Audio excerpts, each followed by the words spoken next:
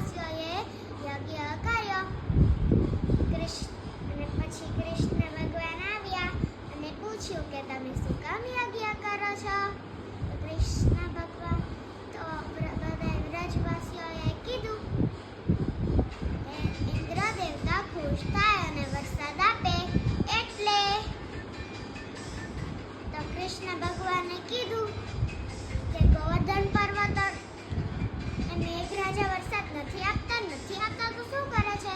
તો બધાય ઇન્દ્રનો યજ્ઞ મૂકીને ગોવર્ધન પર્વતની પૂજા કરવા ગયા. તો ઇન્દ્ર દેવતા બહુ જ ગુસ્સે થયા અને વરસાદ, વીજળી, વાવાઝોડું એવું બધું મોકલ્યું. બધા વ્રજવાસીઓ ડરી ગયા. પછી નંદ બાબા પાસે ગયા, મદદ કરો.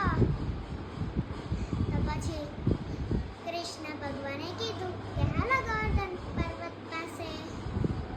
બધા વ્રજવાસીઓ ગોવર્ધન પર્વત પાસે ગયા. કૃષ્ણ ભગવાને ડાબા હસ્તથી ગોવર્ધન પર્વત છતરડીની જેમ ઉપાડી લીધો. કૃષ્ણ ભગવાને બધા વ્રજવાસીઓની રક્ષા કરી. ગો એટલે ઇન્દ્રિયોથી કૃષ્ણ ભગવાનની સેવા કરવી. કૃષ્ણ ભગવાને એની લીલા કહીને કૃષ્ણ ભગવાનને નવરા પડવા દેવાના નહીં. હવે મહાપ્રભુજીનું નામ ગોવર્ધન સ્થિતુષા છે અને વિઠ્ઠલનાથજીનું નામ ગોવર્ધન ગમરતઃ છે અને બે હવે ગોવર્ધનની નજીક રહેવા